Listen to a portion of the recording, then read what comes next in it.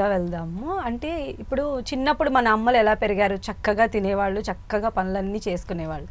మీరు ఇలాంటి డైట్ ఇంట్లో స్టార్ట్ చేసినప్పుడు అమ్మ మిమ్మల్ని దగ్గరగా ఉండి చూస్తూ ఉండేవాళ్ళు కదా! ఇలా సాయంత్రం 4:30 తర్వాత ఇంక నేను తినను, ఇంక స్టాప్ చేస్తాను అని మీరు చెప్పినప్పుడు ఏ అమ్మ కూడా ఇష్టపడరు. చక్కగా ఫీడ్ చేయాలి, తన పిల్లలు మంచిగా ఉండాలి అని అనుకుంటారు కదా!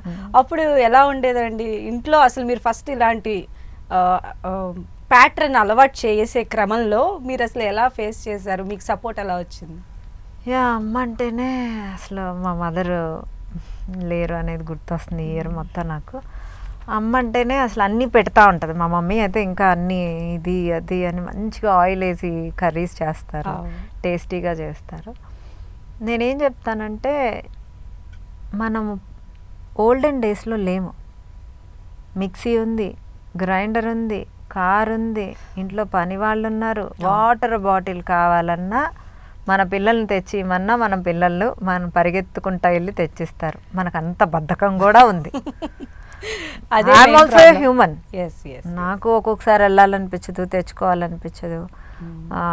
సో మనం అసలు ఏం వర్క్ చేస్తున్నాం క్యాలరీస్ బర్న్ అవటానికి? ఇది వరకు రోజుల్లో అన్నీ ఫీడ్ చేసినా, ఎంత తిన్నా, ఎంత అన్నం తిన్నా కూడా ఫిజికల్ యాక్టివిటీ ఎంత ఉండేదంటే అంత ఉండేదే అండి. కరెక్ట్ టైంకి పడుకునేవాళ్ళు, పొద్దున్నే లేచేవాళ్ళు, లేచిన వెంటనే పనుల్లోకి దిగేవాళ్ళు. ఎవరు కూర్చొని కాలక్షేపంగా కూర్చునే టైం కూడా ఉండేది కాదు. సో అలాంటి లైఫ్ స్టైల్ ఉన్నప్పుడు తినచ్చు. అలాంటి లైఫ్ స్టైల్ ఉంటే ఓకే. నేనెంత ఇప్పుడు ఇప్పుడు నా మెయింటెనెన్స్ క్యాలరీస్ 1200 to 1300. నేను అంతకన్నా ఎక్కువ తీసుకోవాలి, ఇంకో 500 క్యాలరీస్ ఎక్కువ తీసుకోవాలంటే ఇంకో 500 క్యాలరీస్ బర్న్ చేసే ఎక్సర్సైజ్ చేస్తే నేను తీసుకోవచ్చు.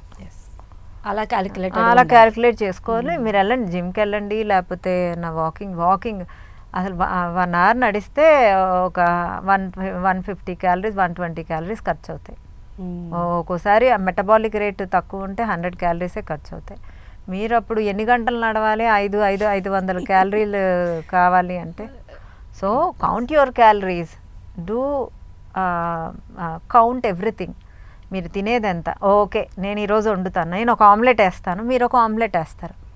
నేను ఆమ్లెట్ క్యాలరీస్ మనం చెక్ చేసుకుంటాం, బట్ అందులో వేసే ఇంగ్రీడియంట్స్ దగ్గర నుంచి మసాలాస్, ఆయిల్స్, బటరా, చీజా, నేనైతే ఇంకా నట్స్, సీడ్స్ కూడా చెప్తా. నేను అన్ని క్యాలిక్యులేట్ చేస్తాను. ఆమ్లెట్ క్యాలరీస్ అని ఎతకూడదు. వినీలాస్ ఆమ్లెట్ క్యాలరీస్ అనేది వినీలాకే తెలుసు.